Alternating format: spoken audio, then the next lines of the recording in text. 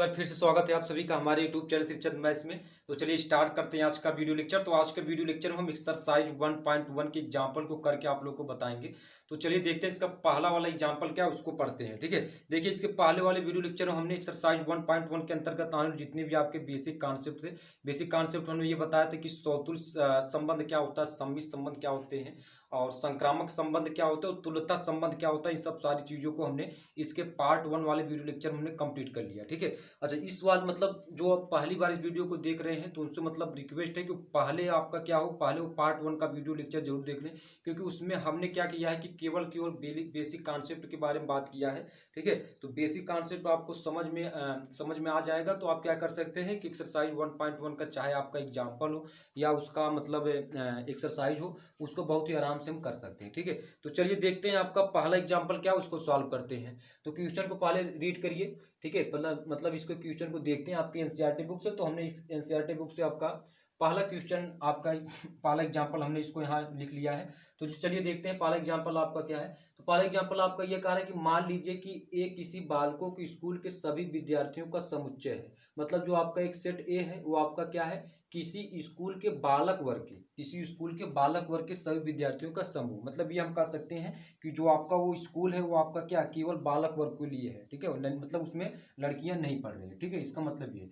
तो इसमें आपका ये कह रहा है कि दर्शाइए कि आर बराबर ए कॉमा बी सच दैट, मतलब इस प्रकार है कि ए बी की बहन है द्वारा प्रदत्त संबंध एक रिक्त संबंध है। मतलब हमको ये दिखाना है कि जो आपका ये संबंध है, मतलब जो आपका आर है क्या आपका वह रिक्त संबंध है। तो रिक्त संबंध की हमने डिफिनेशन ये बताया था कि मतलब एक ऐसा संबंध जिसमें आपका क्या हुआ दिए गए संबंध का पालन ना करता हो। मतलब एक ऐसा संबंध जो दिए गए संबंध का पालन ना करता हो। जैसे मतलब अगर इसमें से मतलब ये संबंध आपका क्या दिया, ए बी की बहन है। अगर हमारे में जो संबंध आ रहा है, मतलब जो हमारे जो रिजल्ट आएगा, अगर वो ए बी की बहन नहीं होगा, मतलब ए बी का बहन नहीं हो रहा है, तो हमारे पास जो संबंध होगा आपका क्या होगा, रिक्त संबंध होगा। मतलब एक ऐसा संबंध, डिफिनेशन की बात करें तो आप इस तरीके से कह सकते हो कि एक ऐसा संबंध जो दिए गए संबंध का पालन ना करता, उससे हम क्या बोलेंगे, रिक्त संबंध बोलेंगे। ठीक है, चलिए अब दूसरा इस पर एक संबंध ये दिया है आर डैश बराबर ए कॉमा बी इस प्रकार है कि ए तथा बी की ऊंचाइयों का अंतर 3 मीटर से कम है द्वारा प्रदत्त संबंध एक सार्वत्रिक संबंध है। ठीक है, दूसरा हमको क्या दिखाना है कि जो आपके संबंध दिया है ये आपका सार्वत्रिक संबंध है कि नहीं, ये हमको दिखाना। चलिए पहले देखते हैं कि पहला जो हमारे पास संबंध वो आपका रिक्त संबंध है कि नहीं, उसको देखते हैं। तो सबसे पहले इसका सोल्यूशन के लिए लिखेंगे यहाँ। ठीक है, क्या लिखेंगे कि जो आपका सेट ए है वो आपका क्या है, किसी स्कूल के क्या है, किसी स्कूल के बालक वर्ग, किसी स्कूल के बालक वर्ग के सभी विद्यार्थियों का समुच्चय है। सभी विद्यार्थियों का समूह बोल सकते हैं। सभी विद्यार्थियों का क्या है, समूह का क्या है, सेट है।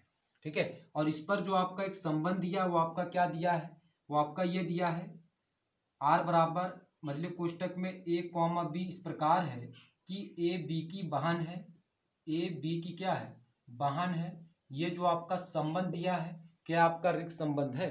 तो यहाँ से भाई चेक कर लो, जो आपका ये स्कूल है वो आपका क्या है, केवल बालक वर्ग के बच्चों के लिए है। ठीक है, मतलब इसमें तो लड़कियां पढ़ नहीं सकती। तो ये हम कह सकते हैं जो इसमें ए होगा ये आपका क्या होगा, मतलब लड़का होगा, और जो बी होगा वो भी आपका क्या होगा, लड़का होगा। ठीक है, क्योंकि भाई इसमें लड़कियां तो पढ़ नहीं रही हैं। ठीक है, तो ए बी की बहन नहीं हो सकती। इसमें आपका क्या हो सकता है, ए बी का भाई हो सकता है, ए बी का भाई हो सकता है, लेकिन ए बी की बहन नहीं हो सकती है। इसलिए मेरे भाई जो आपका आर होगा वो आपका क्या होगा, रिक्त संबंध होगा।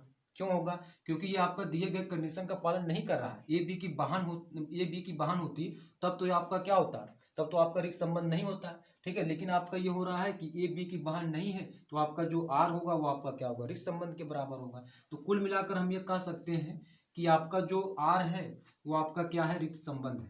आर किसके बराबर होगा, फाई के बराबर होगा। तो ये हम कह सकते हैं कि अतः आर आपका क्या है, रिक्त संबंध है। क्यों है, क्योंकि इसमें आपका जो ये स्कूल है केवल बालक वर्ग के लिए है, इसमें लड़कियां पढ़ नहीं सकती। जब लड़कियां पढ़ नहीं सकती तो ये हम कह सकते हैं कि जो ए है वो बी की बहन नहीं हो सकती, ए बी का भाई हो सकता है। ठीक है, इस तरीके से हमारा जो आर होगा और इस संबंध के बराबर हो जाएगा। चलिए आगे चलते हैं। आगे इसमें हमको एक और सेट इसमें इसके अंदर दिया है, तो इसको रब कर दें। चलिए इसको रब कर देते हैं। इसमें आपका एक और सेट दिया है, वो आपका सेट ये दिया है कि आर डैश बराबर क्या दिया, आर डैश बराबर ए कॉमा बी। ए कॉमा बी इस प्रकार है कि ए तथा बी की ऊंचाइयों का अंतर, ए तथा बी की ऊंचाइयों का अंतर, ए तथा बी की ऊंचाइयों का अंतर कितना दिया है, 3 मीटर से कम है।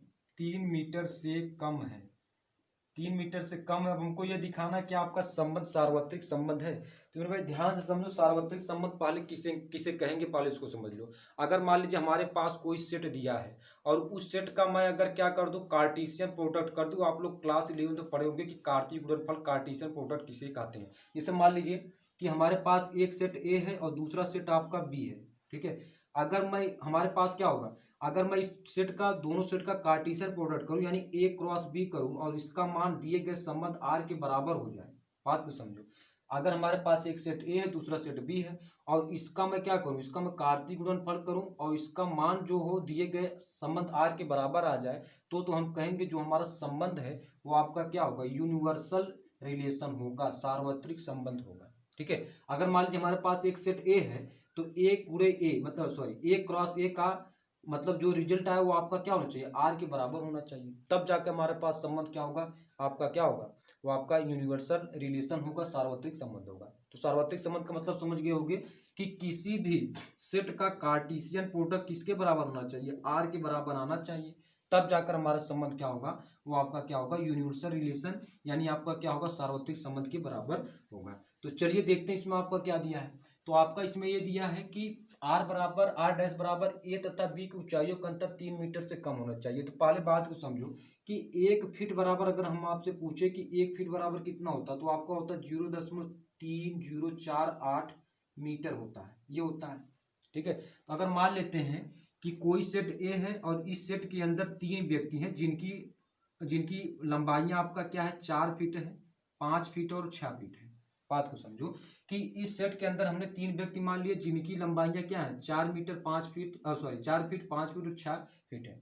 अगर इसको मीटर में कन्वर्ट करें, 4 फीट को अगर हम मीटर में कन्वर्ट करते हैं तो आपका कितना होगा, 4 से इसमें गुणा कर देते हैं तो 8 चौक के 32 हो जाएगा और 4 चौक के 16 3 कितना होगा, 19 होगा और यहाँ 1 हो जाएगा और 4 3 12 1 13 हो जाएगा, ठीक है। 4 3 12 1 कितना होगा, 13 ये होगा और यहाँ 4 0 0 यानी आपका कितना होगा, 1 मतलब 1.3192 कितना होगा, मीटर हो जाएगा। इसी प्रकार अगर हम 5 फीट को मीटर में कन्वर्ट करें तो कितना होगा, गुणा कर सकते हो तो कितना होगा आपका 5 अट्ठू 48 हो जाएगा, ठीक है। उसके बाद आपका कितना होगा, 5 चौक के 20 4 24 2 आपका होगा, 2 यहाँ चला जाए, 15 5 होगा और यहाँ से कितना होगा, यहाँ आपका 1 होगा, 1.5240। 6 फीट का अगर हम करें इसमें कन्वर्ट करें मीटर में तो आपका कितना होगा, 8 6 48 होगा, फिर 6 चौक के 24 4 28 होगा, 2 हासिल, फिर 2 यहाँ चला जाएगा, 6 3 18 1 19, यहाँ आपका 1.9288 कितना होगा, मीटर ये होगा, ये मीटर ये होगा, समझो बात को, ठीक है। तो ये आपका मान सकते हैं ये मीटर में आपका ये हमने कर लिया। चलिए अब इसमें हमको क्या करना पड़ेगा, अब इसमें हम क्या करेंगे, इसका कार्टेशियन प्रोडक्ट निकालेंगे कि इसका कार्टेशियन प्रोडक्ट अगर इस दिए गए संबंध आर के बराबर हो जाए तो हम ये कहेंगे कि हमारा जो संबंध आपका क्या होगा, सार्वत्रिक संबंध होगा। समझ में आ रहा है। तो चलिए इसमें अगर हम कार्टेशियन, हमारे पास सेट ए है तो इसको भी हम एक बार और लिख देंगे, ए बराबर क्या लिख देंगे, 4 5, उसके बाद क्या लिखेंगे, 6 लिख देंगे, ठीक है। तो अगर इसका मैं कार्टेशियन प्रोडक्ट करूं यानी ए क्रॉस ए करूं, ए क्रॉस ए, तो मतलब ए क्रॉस ए कैसे मतलब करते हैं, कार्टेशियन प्रोडक्ट कैसे निकालते हैं, इसका अवयव, इसका एक मतलब इसका प्रत्येक को इन सभी तीनों अवयव के साथ क्या होगा, क्रमित युग्म में आएगा। जैसे 4, ठीक है।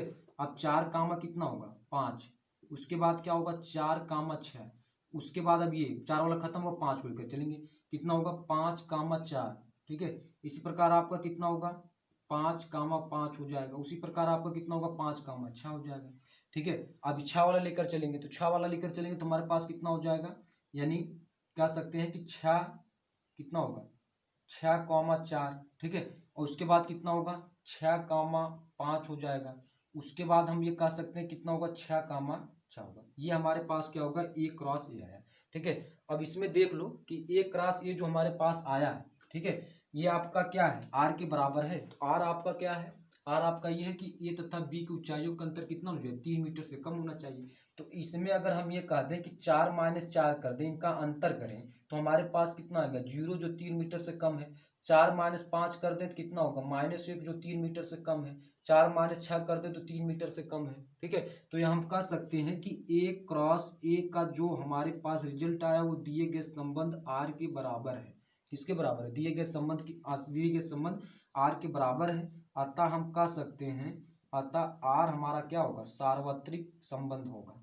क्या होगा, सार्वत्रिक संबंध होगा। ठीक है, तो ये हम कह सकते हैं कि आर हमारा जो होगा वो आपका इंग्लिश में आप कह सकते हो कि यूनिवर्सल क्या होगा, यूनिवर्सल रिलेशन होगा। क्यों, क्योंकि हमने जो सेट हमारे पास था उसका हमने कार्टेशियन प्रोडक्ट निकाला, किसके बराबर आया, वो आर के बराबर आ गया। तो इसलिए हम कह सकते हैं कि हमारे पास जो संबंध है वो आपका क्या होगा, सार्वत्रिक संबंध होगा। ठीक है, तो मतलब ये आपका एग्जाम्पल नंबर पहला इस तरीके से हमने कंप्लीट कर लिया। तो चलिए देखते हैं एग्जाम्पल नंबर दूसरा क्या है, उसको देखते हैं। तो चलिए इस क्वेश्चन को पहले रब करते हैं, एग्जाम्पल नंबर दूसरा देखते हैं। ठीक है, तो चलिए 1 मिनट क्वेश्चन को लगाते हैं, एग्जाम्पल नंबर दूसरा को सॉल्व करते हैं। चलिए आते हैं एग्जाम्पल नंबर दूसरे पर। तो दूसरा वाला एग्जाम्पल आपका ये कहा है कि मान लीजिए कि टी किसी समतल में स्थित समस्त त्रिभुजों का एक समुच्चय है। ठीक है, चलिए यहाँ से हमारे पास जो आपका टी दिया है इसको देखते हैं। टी आपका क्या है, समतल में स्थित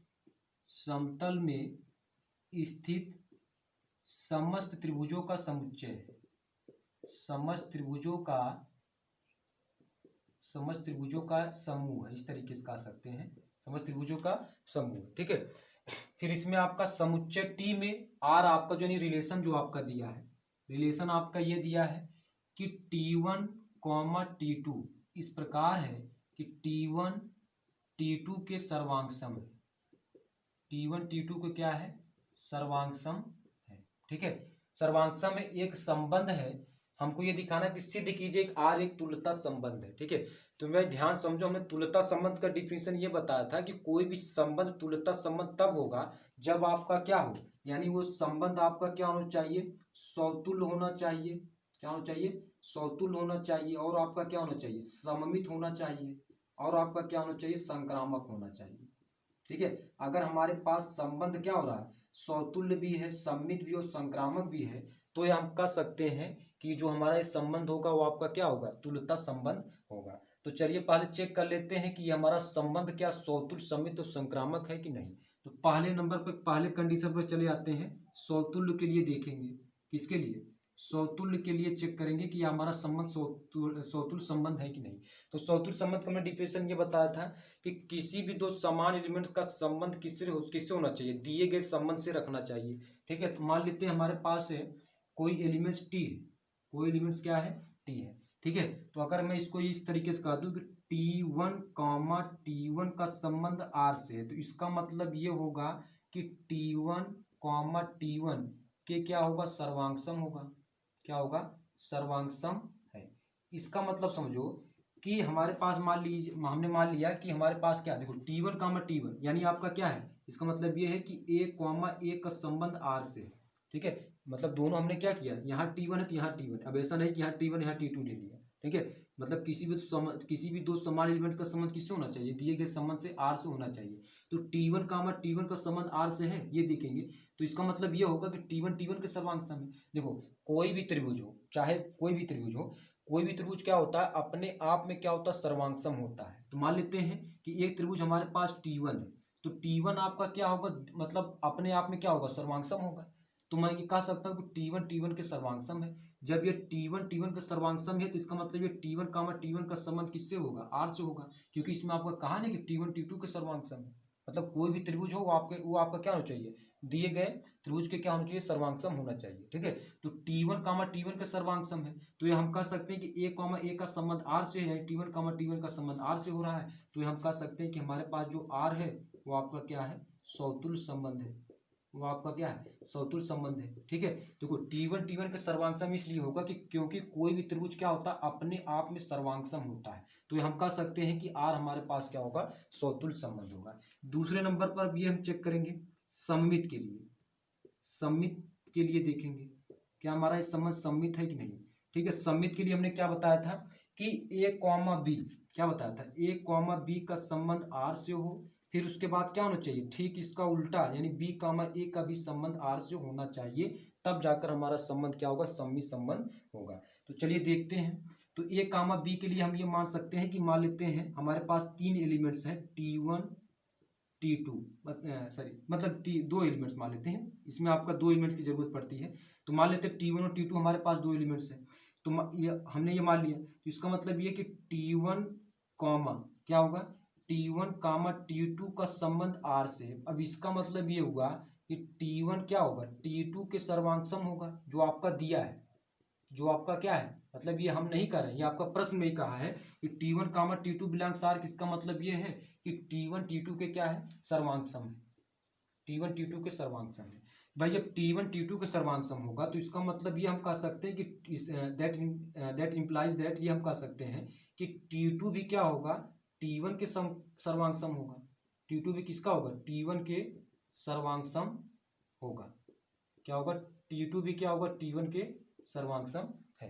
क्यों होगा, क्योंकि देखिए इसमें आपका क्या है कि इसमें आपका ये कहा है कि हमने दो एलिमेंट्स माना T1 T2, T1 कामा T2 का संबंध R, इसका मतलब ये है कि T1 T2 के सर्वांग सम है। जब T1 T2 के सर्वांग सम है तो ये हम ये कह सकते हैं कि T2 T1 के सर्वांग सम है। जब T2 T1 के सर्वांग सम, तो इसका मतलब ये है कि T2 कॉमा T1 का संबंध किससे होगा, R से होगा। देखो यहाँ आपका क्या हुआ, A कॉमा B का संबंध R से हो गया, ठीक है। उसके बाद आपका क्या हुआ, उसके बाद आपका ये हो गया कि B कॉमा A का भी संबंध R से हो गया, B कॉमा A का भी संबंध किससे हो गया, R से हो गया। यानी A कामा B का संबंध R से और B कामा A का भी संबंध R से, यानी T1 कामा T2 का संबंध R है, ठीक इसका उल्टा भी संबंध किससे हो रहा है, R से हो गया। मतलब यहाँ से हम कह सकते हैं जब T1 T2 के सर्वांग सम, तो T2 भी T1 के सर्वांग सम होगा। जब T2 T1 के सर्वांग सम होगा तो इसका मतलब ये है कि T2 क्या होगा, T2 कामा T1 किससे संबंध रखेगा, R से। तो हम कह सकते हैं कि जो हमारा R है वो आपका क्या होगा, सममित संबंध है, सममित संबंध। हमारा R क्या होगा, सममित संबंध होगा, ठीक है। तो आप ये मतलब यहाँ तक दिखाई दे होगा। चलिए हमारा R क्या होगा, सममित संबंध होगा। अब हम क्या चेक करेंगे, संक्रामक के लिए चेक करेंगे। अब हम क्या चेक करेंगे, संक्रामक के लिए देखेंगे कि हमारा संबंध संक्रामक है, संक्रामक संबंध है कि नहीं। देखो हमने यहाँ दो चीज हमने मतलब चेक कर लिया कि जो हमारा R है वो आपका क्या है, सौतुल्य है, सौतुल्य है, और आपका क्या हो रहा है, सममित है, सममित भी है, ठीक है। अब हम क्या चेक करेंगे, मतलब दो कंडीशन पालन कर लिया, सौतुल्य भी और सममित भी। अगर संक्रामक भी हो जाए तो हम कहेंगे कि हमारा संबंध क्या होगा, आपका क्या होगा, तुल्यता संबंध हो जाएगा। तो चलिए देखते हैं, इसमें देखते हैं। तो इसके लिए हम मान लेते हैं कि हमारे पास तीन एलिमेंट्स हैं, वो आपका क्या है, T1 T2 और उसके बाद मान लेते हैं कि T3। देखो अब इसका मतलब समझो, इसमें अगर ये T1, इसमें आपका क्या होना चाहिए, संक्रामक संबंध के लिए क्या होना चाहिए, A कॉमा B का संबंध किससे होना चाहिए, R से होना चाहिए, ठीक है। उसके बाद क्या होना चाहिए, B कॉमा C का संबंध किससे होना चाहिए, R से होना चाहिए। अब इन दोनों से क्या होना चाहिए, A कॉमा C का संबंध अगर R से हो जाए तो हम कह सकते हैं कि हमारा जो संबंध होगा वो आपका क्या होगा, संक्रामक संबंध होगा। तो चलिए देखते हैं। तो यहाँ से हमने, अब यहाँ से हमारे पास क्या है, ये A है, ये आपका B है, ये आपका C है। तो यहाँ से अगर हम देखते हैं कि T1 कॉमा T2, इसका मतलब ये है कि T1 क्या है, T2 के क्या है, सर्वांग सम है।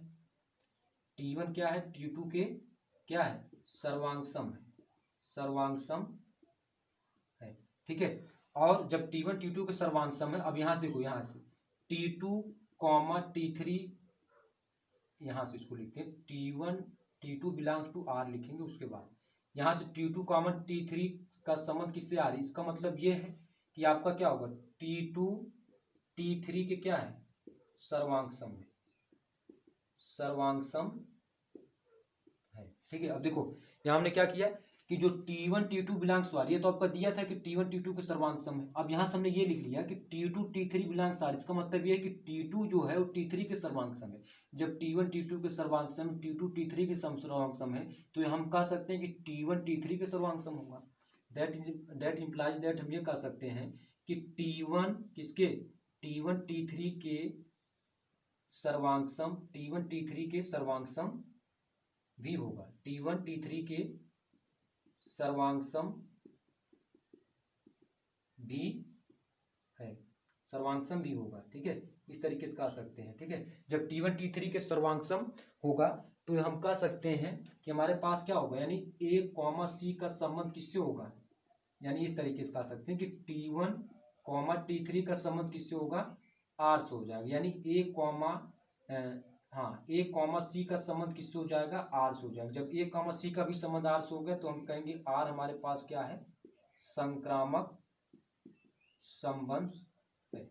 R हमारे पास क्या हो जाएगा, संक्रामक संबंध हो जाएगा। तो यहाँ से हम कह सकते हैं कि दिखाई दे रहा होगा। ठीक है, चलिए A कॉमा C का संबंध R से, तो R हमारे पास क्या होगा, संक्रामक संबंध होगा। अब यहाँ से हम चेक कर ले कि हमारे पास R समतुल्य भी है, सममित भी है, और R आपका क्या हो गया, संक्रामक भी हो गया, संक्रामक भी है। जब R समतुल्य भी है, सममित भी, संक्रामक भी है, तो हम कह सकते हैं कि हमारे पास जो R होगा वो आपका क्या होगा, R आपका क्या होगा, तुल्यता संबंध होगा। तो यहाँ से एक लाइन तुम लोग लिख सकते हो कि, चलिए यहाँ लिख देते हैं, अतः R क्या होगा, तुल्यता संबंध। R क्या होगा, तुल्यता संबंध है। क्यों है, क्योंकि हमारे पास जो हमने जो लिया, जो हमारे पास हमने दिखाया कि हमारे पास जो R है वो समतुल्य भी, सममित और संक्रामक भी है। इसलिए हमारे पास जो संबंध है, यानी जो आपका ये संबंध दिया वो आपका क्या है, आपका सत्य है, यानी आपका वो आपका क्या है, तुल्यता संबंध है। ठीक है, तो इस तरीके से हमने क्या किया, एग्जाम्पल नंबर दूसरा भी हमने कंप्लीट कर लिया। ठीक है, मतलब इस तरीके से अगर हमको तुल्यता संबंध डिक्लेयर करना है तो हमको क्या करना पड़ेगा, उस संबंध को हमको ये दिखाना पड़ेगा कि R समतुल्य भी, सममित और संक्रामक भी है। ठीक है, तो चलिए इसके बाद देखते हैं एग्जाम्पल नंबर तीसरा क्या है। तो एक मिनट इसको रुकना, एग्जाम्पल नंबर तीसरा को लगाएंगे, उसके बाद एग्जाम्पल नंबर तीसरा को कंप्लीट करेंगे। ठीक है, चलिए देखते हैं तीसरा नंबर एग्जाम्पल क्या है। चलिए देखते हैं, इसके बाद तीसरे नंबर के एग्जाम्पल को देखते हैं। तीसरे नंबर के एग्जाम्पल आप लोग इसको रीड करिए। तीसरे नंबर के एग्जाम्पल आपको ये दिया कह रहा है कि मान लीजिए कि टी किसी, कैपिटल टी है, कैपिटल टी किसी समतल में स्थित समस्त रेखाओं का समुच्चय है। अच्छा देखो यहाँ लिख लो तुम लोग, जो कैपिटल टी है वो आपका क्या है, समतल में स्थित, समतल में स्थित समस्त रेखाओं का समुच्चय है, समस्त रेखाओं का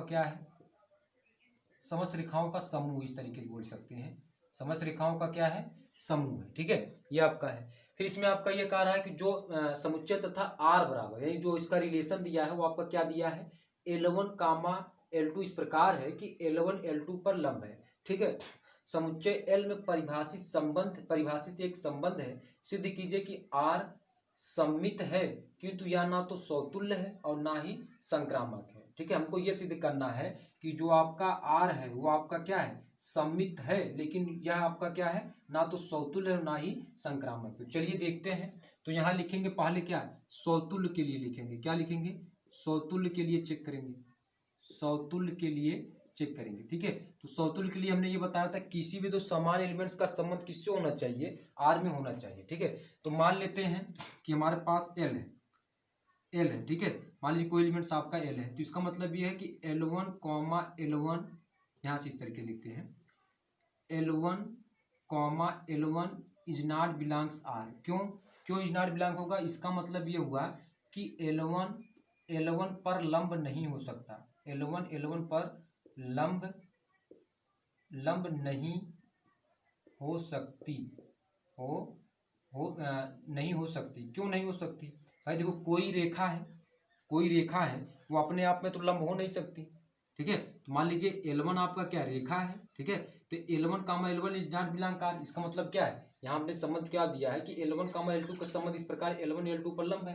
तो L1 अगर समतुल्य के लिए चेक करेंगे तो L1 comma L1 is not belong R। क्योंकि इसका मतलब ये है कि L1 पर लंब नहीं हो सकती, यानी कोई भी रेखा हो वो अपने आप में क्या हो सकती है, लंब नहीं, अपने आप में लंबवत नहीं हो सकती। तो इसका मतलब ये होगा कि जो R वो आपका होगा वो आपका क्या होगा, समतुल्य संबंध नहीं होगा, समतुल्य संबंध नहीं है। R आपका क्या होगा, समतुल्य संबंध नहीं है। क्यों नहीं है, क्योंकि इसमें आपका क्या हो रहा है कि मतलब ये आपका क्या हो रहा है कि अपने मतलब L1 L2 पर लंब नहीं हो रहा, इसलिए आपका क्या होगा, सौतुल्य संबंध नहीं होगा। क्यों? क्योंकि आपका ये एक ही रेखा है ना भाई, देखो L1 एक ही रेखा, ये भी एक ही रेखा, मतलब ये दोनों समान रेखा है। तो कोई भी रेखा अपने आप में, कोई भी एक रेखा अपने आप में क्या होती है, लंब नहीं हो सकती, लंबवत नहीं हो सकती। ठीक है, तो इसलिए आपका आर क्या हो जाएगा, सौतुल्य संबंध नहीं है।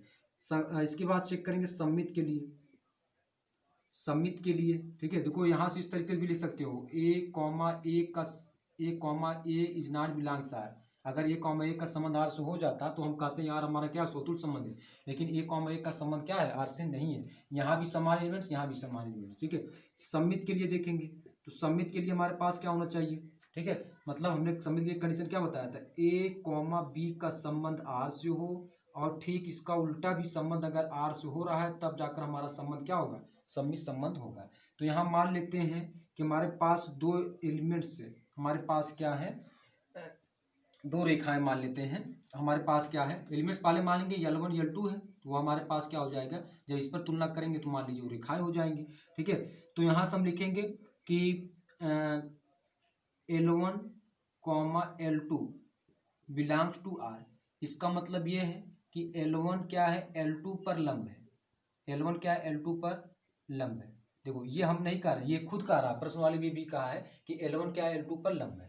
ठीक है, देखो मतलब इसका ये हुआ कि जो आपका, ऐसे बना लेते हैं कि जो आपका L1 है, मान लेते हैं ये हमारे पास क्या है, L1 है, वो आपका किस पर लंब है, L2 पर लंब है। ठीक है, L1 क्या है, L2 पर लंब है, यानी L1 रेखा जो आपका है L2 रेखा पर लंब है। ठीक है, जब L1 रेखा L2 पर लंब है, तो इसका मतलब ये है कि जो आपका L2 है वो आपका क्या है, L1 पर लंब है ना। ये भी हम कह सकते हैं, जब L1 L2 पर लंब है तो L2 भी क्या है, L1 पर लंब है। तो इसका मतलब ये है L2 वो आपका क्या है, L1 पर लंब है, पर लंब है। जब L2 L1 पर लंब है तो ये हम कह सकते हैं कि L2 कामा, क्या कह सकते हैं बोलो, ये हम कह सकते हैं कि L2 जब L1 पर लंब है तो ये हम कह सकते हैं कि L2 L1 का संबंध किससे है, आर से है। भाई लंब है तब तो संबंध आर से रखेगा, अगर लंब नहीं रहेगा तो आपका संबंध नहीं रखेगा। ठीक है, तो यहाँ L2 L1 पर लंब है, यानी जब L1 रेखा L2 पर लंब है तो L2 रेखा भी कहीं न कहीं आपका क्या L1 पर लंब है। ठीक है, तो हम कह सकते हैं जब ये लंब है तो L2 L1 का संबंध किससे हो जाएगा, आर से हो जाएगा। तो हमारे पास ये आपका क्या हुआ, यानी जो हमारे पास आर है, देखो ध्यान से, आर हमारे पास क्या हुआ, आर आपका सौतुल्य नहीं है, आर आपका क्या है, सौतुल्य नहीं है, लेकिन आपका आर आपका क्या है, सममित है, सममित है। अब हम चेक करेंगे क्या कि आर आपका संक्रामक है कि नहीं। तो चलिए देखते हैं, संक्रामक के लिए चेक करते हैं। तो इसको रब कर देते हैं, यहाँ से आप लोग नोट कर लिए होंगे। चलिए इसको रब करते हैं, संक्रामक के लिए देखेंगे कि आपका आर संक्रामक संबंध है कि नहीं। ठीक है, तो यहाँ देखेंगे तीसरे पार्ट पर चले आएंगे कि आपका संक्रामक के लिए देखेंगे। तो संक्रामक के लिए क्या होना चाहिए, हमारे पास 3 एलिमेंट्स होना चाहिए। ठीक है, तो मान लेते हैं हमारे पास L1 L2 और L3 ये 3 रेखाएं हैं। ठीक है, तो इसका मतलब ये हुआ, अब संक्रामक के लिए क्या होना चाहिए, ये हमारे पास A मान लेते हैं, B मान लेते हैं, C मान लेते हैं। संक्रामक के लिए क्या होना चाहिए, A, B का संबंध R से हो। ठीक है, उसके बाद क्या होना चाहिए, B, C का संबंध R से हो। ठीक है, इन दोनों से क्या होना चाहिए, इन दोनों से अगर A, C का संबंध R मिल रहा है तो हम कहेंगे कि हमारा जो संबंध होगा आपका क्या होगा, संक्रामक संबंध होगा। ठीक है, तो चलिए देखते हैं। तो यहाँ पर लिखते हैं L1, L2 का संबंध R से है, बिल्कुल है। क्यों, क्योंकि L1 क्या होगा, L2 पर लंब होगा। L1 क्या है, L2 पर लंब है। अब यहाँ से देखेंगे L2, L3 का संबंध R से है। इसका मतलब ये है कि जो L2 है वो आपका क्या है, L3 पर लंब है। L2 क्या है, L3 पर लंब है। थोड़ा इसको हम फिगर से माध्यम समझते हैं, ऐसे समझो। आपका क्या होगा, जैसे ये हमारे पास क्या है, L1 है, और ये हमारे पास क्या है, L2 है, ये हमारे पास क्या है, L3 है।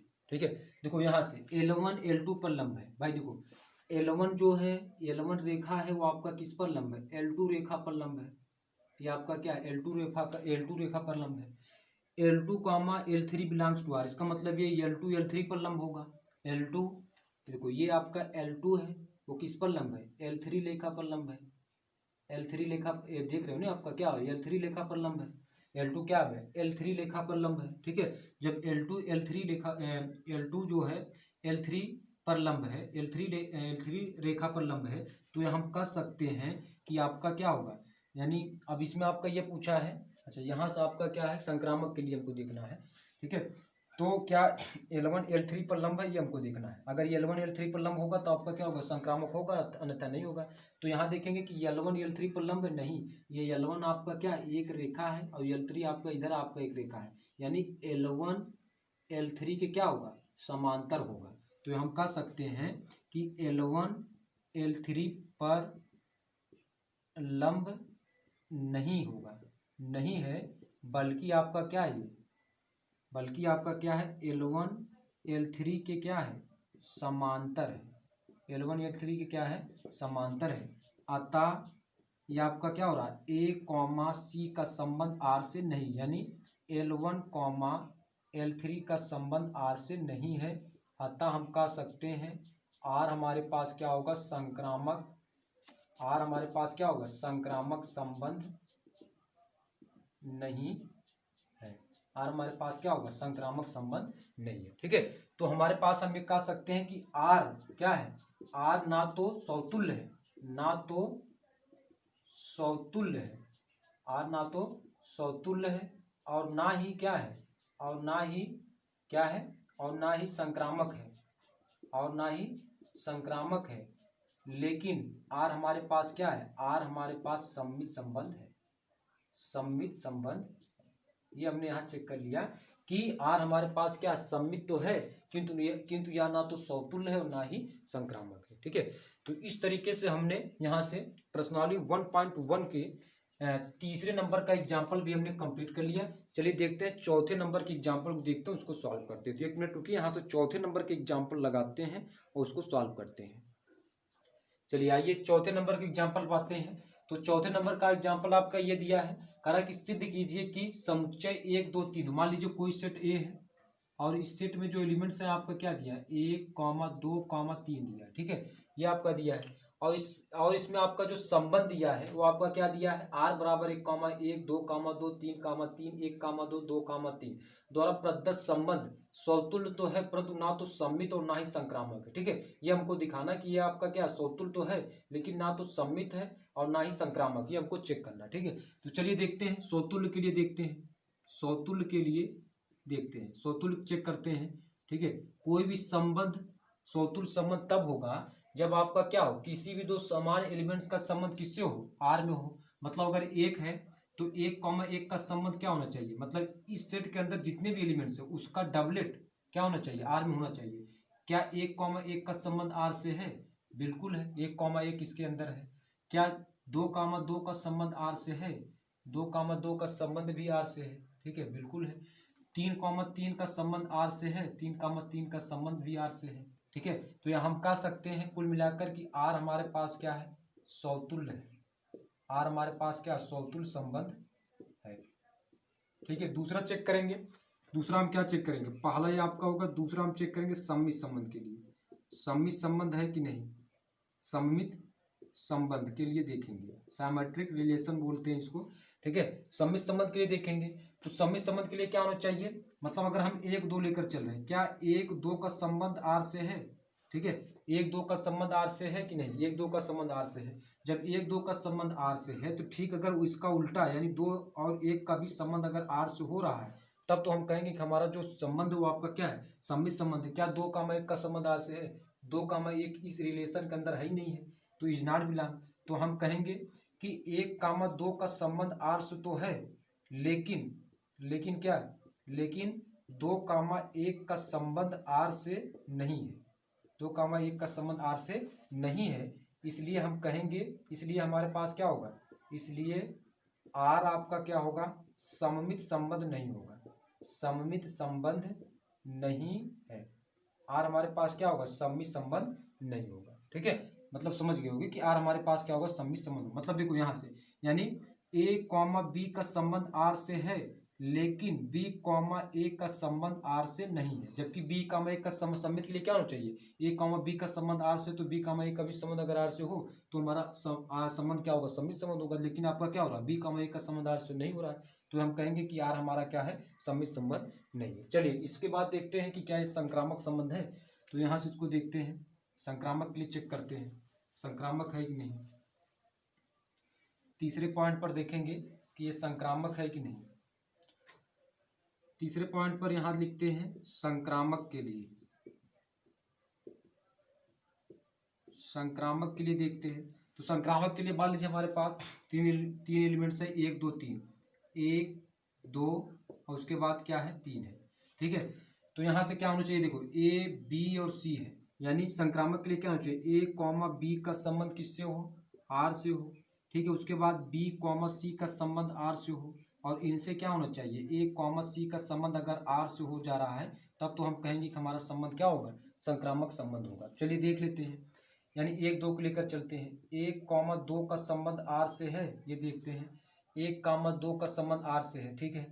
अब यहाँ देखेंगे क्या 2 कॉमा 3 का संबंध आर से है, 2 कॉमा 3 का संबंध आर से हो रहा है, ठीक है। तो क्या 1 कॉमा 3 का संबंध आर से है कि नहीं, 1 कॉमा 3 का संबंध आर से है, 1 कॉमा 3 इसके अंदर है ही नहीं, ठीक है। इसका मतलब ये है कि 1 कॉमा बी का संबंध आर से है, उसके बाद क्या है बी कॉमा सी का भी संबंध आर से है, लेकिन इसमें क्या हो रहा है, ए कॉमा सी का संबंध आर से नहीं है, लेकिन इसमें क्या हो रहा है, ए कॉमा सी का संबंध आर से नहीं है, अतः आर आपका क्या होगा, संक्रामक संबंध नहीं है, संक्रामक संबंध नहीं है, ठीक है। तो इस तरीके से हमने चेक कर लिया है कि जो हमारे पास आर है वो आपका क्या है, वो आपका केवल और केवल क्या है, सौतुल्य तो है, परंतु ना तो वह सम्मित है और ना ही आपका संक्रामक है, ठीक है। तो चलिए इस प्रकार हमने एग्जाम्पल नंबर 4 भी कंप्लीट कर लिया। इसके बाद देखते हैं एग्जाम्पल नंबर 5वां क्या, उसको सॉल्व करते हैं। चलिए 5वें नंबर के एग्जाम्पल लगाते हैं, इसको रब करते हैं। चलिए इसके बाद आते हैं एग्जाम्पल नंबर 5वें की तरफ। तो एग्जाम्पल नंबर 5वां आपका ये दिया है, कह रहा है कि सिद्ध कीजिए कि पूर्णांकों के समुच्चय जेड में, ठीक है। चलिए इसमें आपका एक आपका जेड दिया है, समुच्चय जेड है, वो आपका जेड क्या है, सभी पूर्णांकों का समुच्चय है। क्या दिया है, सभी पूर्णांकों का समुच्चय, सभी पूर्णांकों का समुच्चय है, ठीक है। जेड आपका क्या है, सभी पूर्णांकों का समुच्चय है, ठीक है। इसमें आपका रिलेशन ये दिया है कि ए कॉमा बी इस प्रकार है कि संख्या 2 ए माइनस बी को विभाजित करती है द्वारा प्रदत्त एक संबंध है, द्वारा प्रदत्त एक संबंध एक तुल्यता संबंध है। ये हमको दिखाना है कि ये जो आपका संबंध है क्या आपका ये तुल्यता संबंध है कि नहीं। तो देखो हमने बताया था कोई भी संबंध तुल्यता संबंध तब होती है जब आपका क्या हो, संबंध आर आपका क्या होना चाहिए, सौतुल्य भी होना चाहिए, सम्मित भी होना चाहिए, आपका क्या होना चाहिए, संक्रामक भी होना चाहिए। तो पहले देख लेते हैं कि जो हमारा संबंध है आपका क्या सौतुल्य है, सौतुल्य है कि नहीं, फिर उसके बाद चेक करेंगे सम्मित है कि नहीं, संक्रामक है कि नहीं, ये हम चेक करेंगे। तो पहले चल चेक करते हैं सौतुल्य के लिए, किसके लिए चेक करेंगे, सौतुल्य के लिए चेक करेंगे। सौतुल्य के लिए क्या होना चाहिए, मतलब किसी भी दो समान एलिमेंट्स का संबंध किससे होना चाहिए, रिलेशन से, मतलब दिए गए रिलेशन से आज संबंध रखना चाहिए, ठीक है। तो मतलब ए मान ले रहे हैं, ए कॉमा ए का संबंध आर से, तो इसका मतलब ये है कि संख्या 2 ए माइनस ए को विभाजित करती है, ए माइनस ए को विभाजित, ए माइनस ए को विभाजित करती है, विभाजित करती है। संख्या 2 ए माइनस ए को क्या करती है, विभाजित करती है, ठीक है। अच्छा देखो ए कामा ए की जगह कुछ और मान सकते, चलो डिजिट मान लेते हैं। जैसे मैं कह दूं 2 का संबंध आर से, इसका मतलब ये है कि संख्या 2 माइनस 2 को विभाजित करती है, विभाजित करती है, ठीक है। तो 2 माइनस 2 कैंसिल करेंगे कितना होगा, 0। तो मतलब कोई भी संख्या हो वो क्या करेगा, 0 को विभाजित करेगा ही, कोई भी संख्या 0 को विभाजित करेगा ही। तो हम ये कह सकते हैं कि जो हमारा आर हो वो आपका क्या है, सौतुल्य है। आर हमारे पास क्या हो गया, सौतुल्य हो गया, ठीक है। भाई देखो डिजिट में लेना चाहते हो तो डिजिट में लेकर कर दो। संख्या 2 यानी 2 माइनस 2 को भी, मतलब कोई भी संख्या 2 माइनस 2 करेंगे 0 होगा। तो कोई भी संख्या हो, कोई भी संख्या है वो आपका क्या करती है, 0 को विभाजित करती है, ठीक है। मतलब कोई भी संख्या वो आपका क्या होता है, 0 को विभाजित करेगी ही करेगी, ठीक है। तो हम कह सकते हैं कि आर हमारे पास क्या सौतुल्य संबंध है, ठीक है। क्यों, क्योंकि ये आपका कंडीशन पालन कर रहा है ना कि मतलब ए माइनस बी को विभाजित करने का मतलब ये हुआ कि 2 माइनस 2 को विभाजित कर रहा है, ठीक है। तो ये हम कह सकते हैं कि आर हमारे पास क्या हो गया, सौतुल्य हो गया, सौतुल्य है।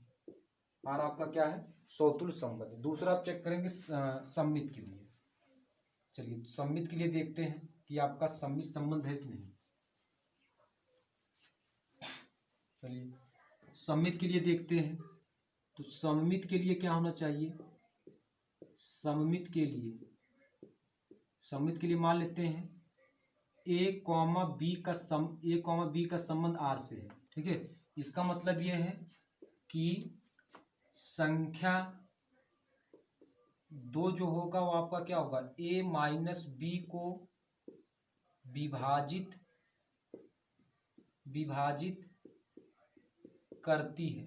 ठीक है, देखो जब संख्या 2 ए माइनस बी को विभाजित करेगी तो यह हम कह सकते हैं कि वही संख्या 2 क्या किसको विभाजित कर सकती है, बी माइनस ए को भी विभाजित कर सकती है, विभाजित करेगी।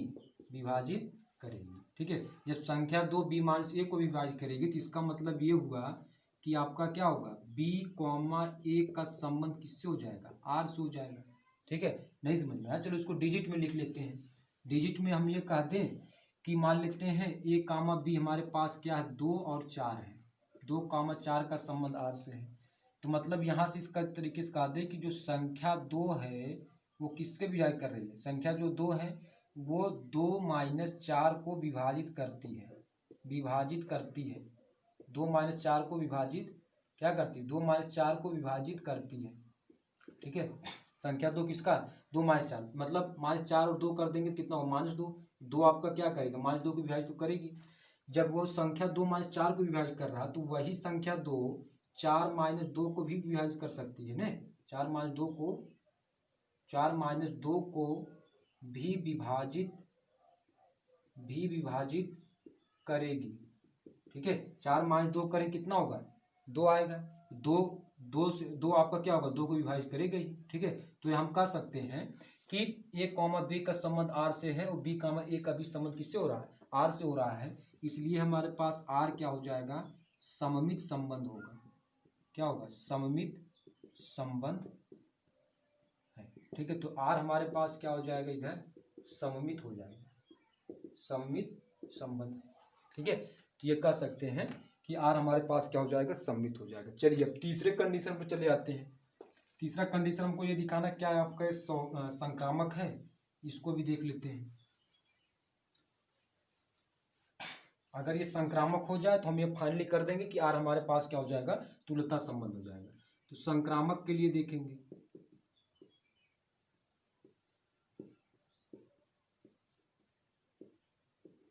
संक्रामक के लिए क्या होना चाहिए, मान लीजिए हमारे पास 3 एलिमेंट्स हैं, 2, 4 और 6 है। मतलब ये ए है, ये बी है, ये आपका क्या है, सी है। देखो ए कॉमा बी का संबंध आर से है, इसका मतलब ये है कि संख्या 2 इसको ए माइनस बी को विभाजित करती है, ठीक है, इसका मतलब ये है, मतलब ये कह सकते हैं कि 2 कामा 4 का संबंध आर से है। इसका मतलब ये है कि संख्या 2 किसको विभाजित कर रहा है, 2 माइनस 4 को विभाजित करती है। ठीक है, अगर डिजिट में लिखना चाहते हो तो इस तरीके से कर सकते हो, विभाजित करती है। संख्या 2 किसको विभाजित करे, 2 माइनस 4 को विभाजित करती है। ठीक है, अब यहाँ से इसका क्या होना चाहिए, संक्रामक के लिए क्या होना चाहिए, ए कॉमा बी का संबंध आर से हो। उसके बाद क्या होना चाहिए, बी कॉमा सी का भी संबंध किससे होना चाहिए, आर से होना चाहिए। फिर क्या उसके बाद ये होना चाहिए, तीसरा कंडीशन क्या होना चाहिए कि ए कॉमा सी का संबंध किससे होना चाहिए, आर से होना चाहिए। तब जाकर हमारा जो संबंध होगा वो आपका क्या होगा, वो आपका संक्रामक संबंध होगा। चलिए देखते हैं इसके बाद दूसरा, बी कॉमा सी का संबंध आर से है, बी कॉमा सी का संबंध आर से। इसका मतलब क्या हो जाएगा कि जो संख्या 2 है वो किसको विभाजित करेगी, संख्या 2 बी माइनस सी को विभाजित करती है। अब इसका मतलब क्या होगा, अगर डिजिट में लिखना चाहें तो बी माइनस सी यानी 4 और 6 को लेकर चलेंगे, 4 कामा 6 बिलोंग्स टू आर। इसका मतलब ये है जो संख्या 2 है आपका किसको, 4 माइनस 6 को विभाजित करेगी, विभाजित करती है। यानी 4 माइनस 6 करें कितना, -6 और 4 करें कितना होगा आपका -2। तो 2 आपका क्या होगा, -2 को विभाजित कर सकती है, करेगी, ठीक है। तो अब देखो यहाँ ये हो गया, यानी आपका क्या होगा, ए कॉमा बी का संबंध आर से होगा, बी कॉमा सी का संबंध आर से हो गया। क्या ए कॉमा सी का संबंध आर से है, तो ये ए कॉमा सी के लिए क्या होगा, मतलब ए कॉमा सी का संबंध आर से है। इसका मतलब ये हुआ कि आपका क्या होगा, यानी संख्या 2 किसको, 2 माइनस 6 को विभाजित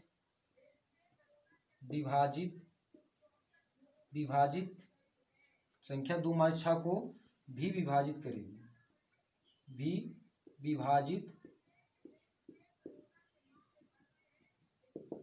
ठीक है।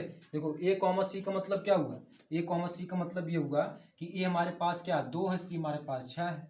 मतलब ये कह देंगे कि संख्या 2 ए माइनस सी को भी विभाजित। देखो अब यहाँ समझो, जब संख्या क्या कर रहा है, 2 ए माइनस बी को विभाजित कर रहा है, वही संख्या 2 बी माइनस सी को विभाजित कर रहा है, तो यह हम कह सकते हैं कि वही संख्या आपका क्या हो सकता है, ए माइनस सी को विभाजित कर सकता है। यानी 2 यही वही संख्या 2 आपका क्या होगा, 2 माइनस 6 को विभाजित कर सकता है। तो कुल मिलाकर ये हम कह सकते हैं कि आपका क्या हो रहा है, तीनों कंडीशन का ये पालन कर रहा है, ठीक है। मतलब ए कॉमा बी का संबंध आर से है, बी कॉमा सी का संबंध आर से हो, ए कॉमा सी का भी संबंध किससे हो रहा है, आर से हो रहा है। तो कुल मिलाकर ये हम कह सकते हैं कि आर हमारे पास क्या हो जाएगा, संक्रामक भी हो रहा है,